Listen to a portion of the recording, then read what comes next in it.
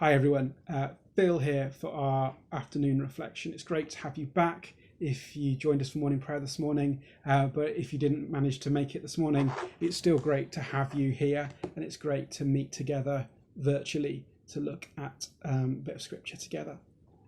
So I'm going to read today's gospel reading, which comes from John 11, starting at verse 45.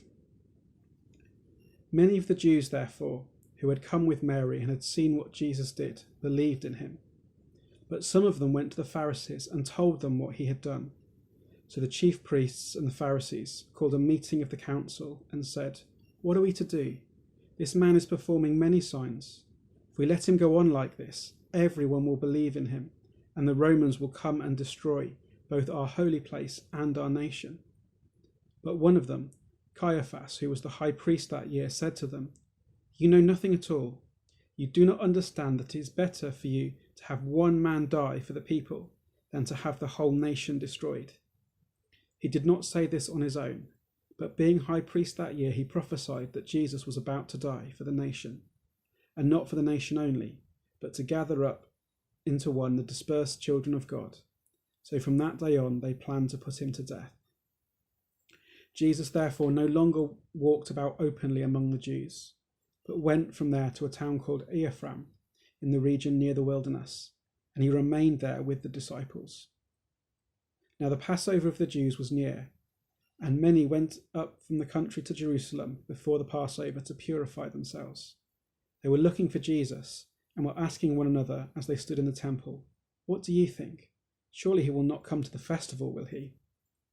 Now the chief priests and the Pharisees had given orders that anyone who knew where Jesus was should let them know, so that they might arrest him. So this passage comes straight after Jesus has raised Lazarus from the dead. So these reports that we're getting back to the Pharisees and the Jewish leaders at the beginning of the reading were all regarding the fact that Jesus was raising people to life, and the Pharisees and the rulers are really worried that Jesus is doing these miracles because, as they say, people are going to flock to him. People are going to take notice of him if he's doing these miracles. And because the Jews are occupied by the Romans, they're really worried that there's going to be some kind of rebellion, that people are going to flock to him and they're going to uprise against the Romans on behalf of Jesus. And that's going to be the end of it for Israel, because the Romans will come down hard on them and destroy the whole nation. And that's the thought process of the Jewish rulers, the Pharisees and the Sadducees. And that's why Caiaphas makes this statement in the middle of our passage. And it's a really, really ironic speech that he gives, because in it he says it's better for one man to die for the whole nation. And he's thinking it's better that we kill Jesus than we get the Romans come down on us.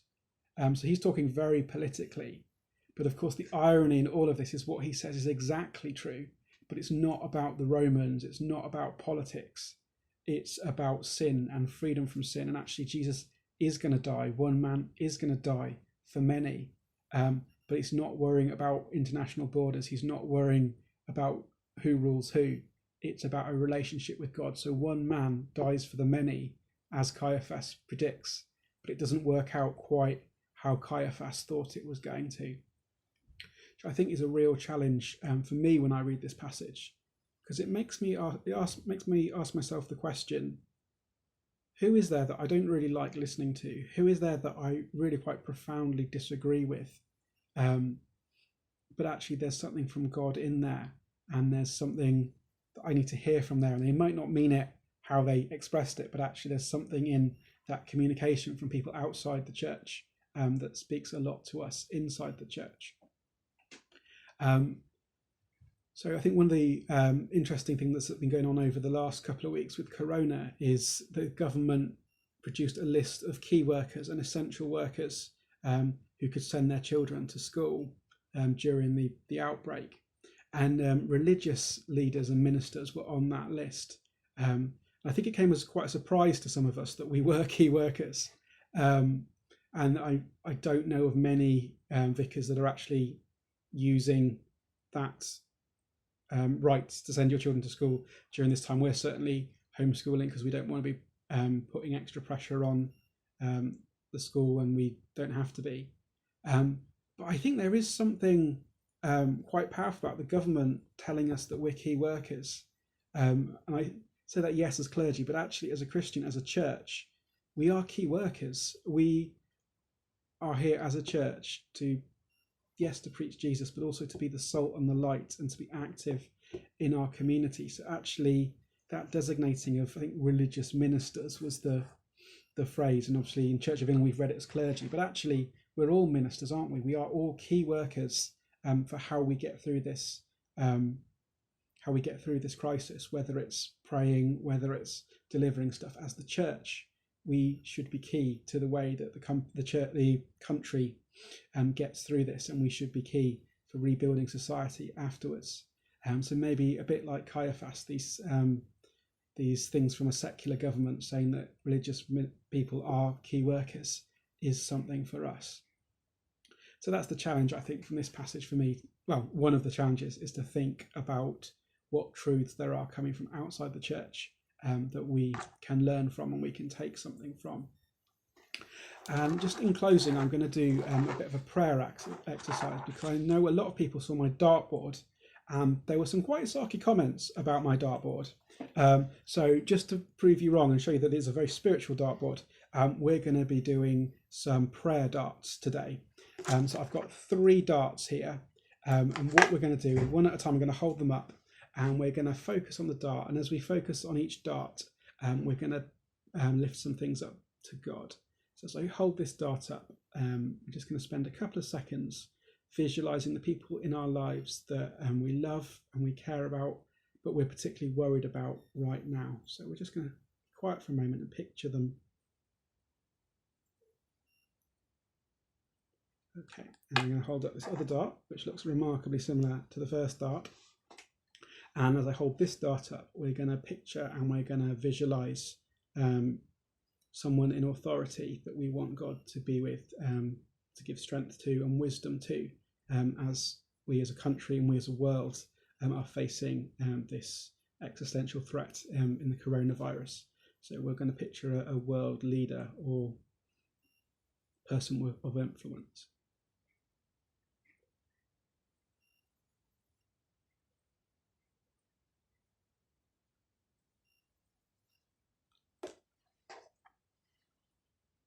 And finally, this last dart is just a wildcard dart, if you like.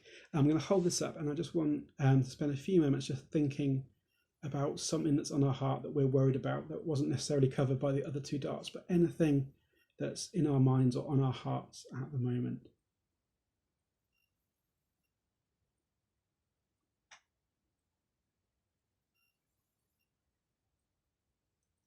Okay, so we've prayed all that before God, and God hears our prayers. We don't need to throw darts for God to hear our prayers, but I'm going to anyway. And this is, as they say, letting it go. So as I throw each dart, let's just let go of those things that we've prayed to God and entrust them to Him. So first of all, I'm going to throw this dart, which, if we remember, symbolised the person that we're worried about at the moment. And as I throw it, I'm going to say, let it go. Let it go. Okay, and then my second dart, this was to do with a leader or a personality that we want God to give wisdom to. And as I throw it, I'm going to say, let it go. We're going to let that prayer go to God. Let it go. And then finally, this was the wild card, wasn't it? This is whatever's on our hearts or minds at the moment. And we're going to say, let it go. Let it go. And now, as we've set those darts, we've set our prayers up to God, we've let them go, and we can see that they are safely with God on the bullseye. And the eagle-eyed of you there will notice my deliberate mistake. So that has been evening reflection. Jill will be back tomorrow. Jill will be back tomorrow with morning prayer and an afternoon reflection. I'll be back on Thursday with morning prayer again and our book reading. And then Friday is Tots Praise. And then we get into Saturday Fun Day. So take care, God bless, and I'll see you soon. Bye-bye.